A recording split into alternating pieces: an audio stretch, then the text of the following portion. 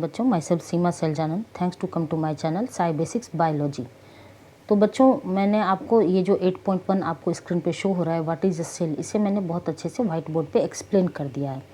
तो आप एंड तक बने रहिए। तो मैं आपको आज इस वीडियो में PYQ ओरिएंटेड समरी बताऊंगी। इस पैराग्राफ का प्रीवियस ईयर क्वेश्चंस किस तरह से आए हुए हैं और उसका इस पैराग्राफ का एक समरी क्या हो सकता है वो मैं बताऊंगी। और प्लस हर एक टॉपिक को मैं 4-5 लेवल पे डील करूंगी। पहला तो मैं व्हाइट बोर्ड पे आपको कॉन्सेप्ट समझाऊंगी, दूसरा बुलेट पॉइंट्स के थ्रू रैपिड रिकॉल सीरीज में रिवाइज करवा दूंगी। उसके बाद आपको PYQ ओरिएंटेड समरी प्रोवाइड करूंगी। उसके बाद फिर 10 मल्टीपल MCQ क्वेश्चन उससे इस टॉपिक से कौन से बन सकते हैं वो मैं बताऊंगी। और फिर एट लास्ट जब लास्ट में मैं आपको नीट लेवल का 10 क्वेश्चन करवाऊंगी। तो जैसे कि आपको स्क्रीन पे शो हो रहा है PYQ ओरिएंटेड समरी किस चीज़ का, तो व्हाट इज़ अ सेल। तो अब इसे किस तरह से आप PYQ ओरिएंटेड समरी में ब्रेक कर सकते हैं। तो कॉन्सेप्ट तो मैंने ऑलरेडी बहुत अच्छे से समझाया था। तो PYQ means previous year questions के आधार पे ये समरी तैयार किया गया है। तो what is a cell, PYQ oriented summary.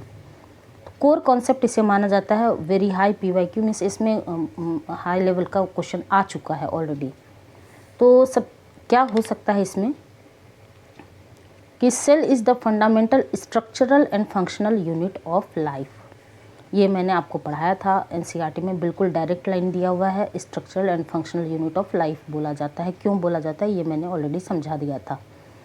तो डायरेक्ट स्टेटमेंट बेस्ड PYQs इससे आए हुए हैं, ट्रू और फॉल्स में भी और एजर्शन और रीजन में भी। उसके बाद नेक्स्ट टर्म था आपका यूनिसेलुलर ऑर्गेनिज्म। ये कॉन्सेप्चुअल PYQs इस पे आ चुके हैं। तो unicellular organisms are capable of independent existence and performing all essential functions of life. जैसा कि अमीबा का आप एग्जांपल ले लीजिए। तो यूनि मीन्स एक सेल, सिंगल सेल।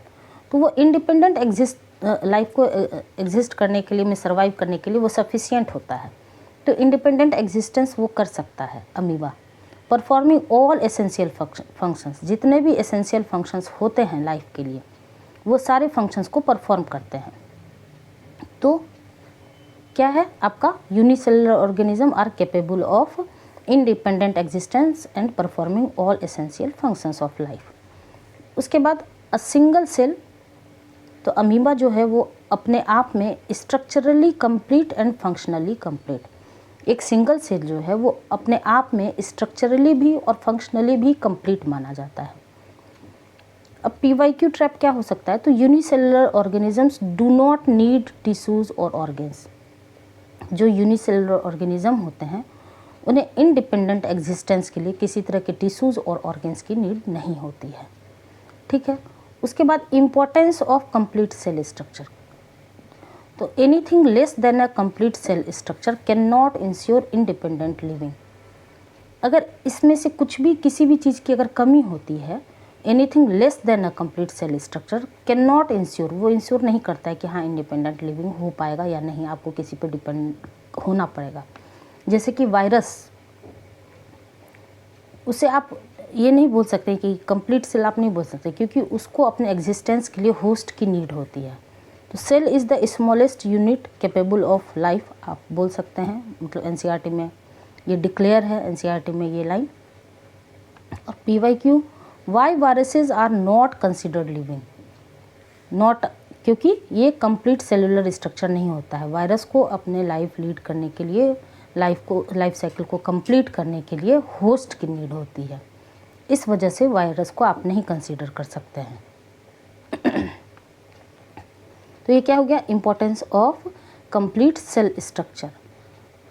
तो बच्चों, मैं किसी भी टॉपिक को इतने लेवल पे आपको बता दूंगी, 3-4 लेवल पे, कि उसके बाद फिर जब NCERT आप पलटिएगा, जो पैराग्राफ मैं पढ़ा दूंगी, जो चैप्टर में पढ़ा दूंगी, बिल्कुल आपके लिए वो हलवा हो जाएगा। अब साइंटिस्ट और डिस्कवरी, कुछ फैक्चुअल PYQs आ चुके हैं। जैसे कि Anton van Leeuwenhoek first observed and described living cell. मैंने आपको कोड भी बताया था, L फॉर लीवेनहुक और L फॉर लिविंग सेल। उसके बाद रॉबर्ट ब्राउन आए थे जिन्होंने न्यूक्लियस की डिस्कवरी की। इसका भी कोड मैंने बताया था, ऑल्दो N आपका लास्ट में आ रहा है, but N and N, nucleus की डिस्कवरी रॉबर्ट ब्राउन ने किया था और एन लास्ट में आता है यहाँ पर। उसके बाद इलेक्ट्रॉन माइक्रोस्कोप की डिस्कवरी की गई, जिससे रिवील हुआ ultra structure and detailed structure of cell. तो PYQ मतलब प्रीवियस ईयर क्वेश्चंस में फेवरेट टॉपिक मतलब क्वेश्चन बन सकता है, बना हुआ है मैच द फॉलोइंग टाइप में। आपको लीवेनहुक, रॉबर्ट ब्राउन या फिर कुछ इस तरह से दे दिया जाता है और बगल में आपको मैच द फॉलोइंग चूज़ करने के लिए बोला जाता है। अब इस पूरे छोटा सा ही पैराग्राफ था, बहुत बड़ा तो नहीं था, 3-4 लाइन का, तो जितने पॉइंट्स में मैं ब्रेक कर सकती थी उतने पॉइंट्स में मैंने ब्रेक कर दिया आपको और एक PYQ ओरिएंटेड समरी बता दिया। अब जो बच्चे नोट्स बनाना चाहते हैं तो वो बिल्कुल क्रिस्प फॉर्म में अपने नोट्स को रखिए, ठीक है। आपको ज़्यादा कुछ नहीं करना है। 1 लाइन PYQ रिवीजन के लिए एग्जामिनेशन के टाइम में, cell structural and functional unit of life, unicellular organism means 1 cell और अपने आप में वो कंप्लीट होता है तो वो होल ऑर्गेनिज्म कहलाता है। Leeuwenhoek first live cell, Robert Brown nucleus and electron microscope cell ultra structure, ठीक है। यही तो था इस पैराग्राफ में, पूरे कंप्लीट पैराग्राफ में ये जो था इस पैराग्राफ में इतनी ही बातें हैं। अब ये एक मदर स्लाइड है जिसमें मैंने जितना कुछ पढ़ाया आपको, PYQ ओरिएंटेड समरी, जो कोर कॉन्सेप्ट क्या था, सेल को क्यों बोला जाता है, structural and functional unit of life, ठीक है। तो ये कोर कॉन्सेप्ट, ये यूनिसेलुलर ऑर्गेनिज्म इंडिपेंडेंट एग्जिस्टेंस के लिए कैपेबल होता है, ऑल एसेंशियल फंक्शंस परफॉर्म कर सकता है, तो इस वजह से एक सिंगल सेल जो है स्ट्रक्चरली एंड फंक्शनली कंप्लीट होता है। उसके बाद इस एक स्लाइड पे मैंने पूरे कॉन्सेप्ट को रिवाइज करवा दिया है। Importance of complete cell structure क्या होता है कि anything less than a complete cell can not ensure independent living, this is the NCERT line, hence cell is the smallest unit capable of life, ठीक है। इसी वजह से वायरस को लिविंग ऑर्गेनिज्म में कंसीडर नहीं किया जाता है। क्यों? क्योंकि उसे होस्ट की नीड होती है अपने लाइफ साइकिल को कंप्लीट करने के लिए। उसके बाद कौन कौन से साइंटिस्ट इन्वॉल्व थे, तो एंटन वॉन लीवेनहुक ने लिविंग सेल की डिस्कवरी की। उसके बाद उन्होंने ऑब्जर्व किया, रॉबर्ट ब्राउन ने आपको न्यूक्लियस की डिस्कवरी की थी और इलेक्ट्रॉन माइक्रोस्कोप रिवील किया किसे, ultra structure and detail structure of cell. उसके बाद 1 लाइन अगर आप क्रिस्प नोट्स बनाना चाहते हैं तो वो मैंने आपको बताया कि किस तरह से बिल्कुल क्रिस्प फॉर्म में 4 से 5 पॉइंट में आप अपने नोट्स को प्रिपेयर कर सकते हैं।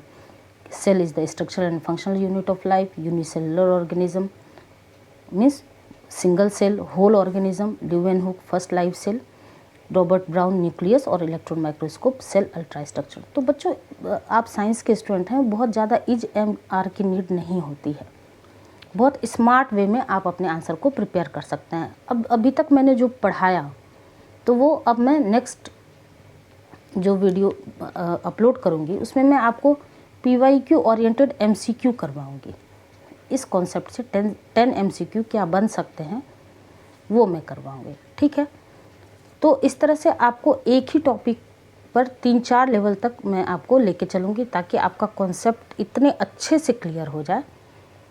NCERT को किस तरह से लाइन बाय लाइन डिकोड किया जा सकता है अलग अलग तरीके से, वो सारा तरीका मैं आपको बताऊंगी और एट लास्ट आपको सब कुछ को सम अप करके एक समरी स्लाइड क्या होता है वो मैं आपको दूंगी, ठीक है। तो आपको मेरा ये मेरा अपना तरीका है पढ़ाने का। तो अगर आपको मेरा ये पढ़ाने का तरीका अच्छा लगे तो लाइक शेयर एंड सब्सक्राइब जरूर करिएगा, अपने दोस्तों में भी शेयर करिएगा, ठीक है बच्चों। और मेरा एक और चैनल है Sai basics and advance zoology. आपके बड़े भाई बहन अगर BSc MSc कर रहे हो जूलॉजी सब्जेक्ट से तो उस चैनल को भी सब्सक्राइब कर सकते हैं। और तीसरा चैनल है साई बेसिक्स लाइफ साइंस। तो बच्चों मेरा 3 चैनल पैरेलल में रन करता है, तो इस वजह से कभी कभी थोड़ा सा वीडियो अपलोड होने में डिले हो जाता है, ठीक है। मिलते हैं नेक्स्ट वीडियो में, तब तक के लिए थैंक यू।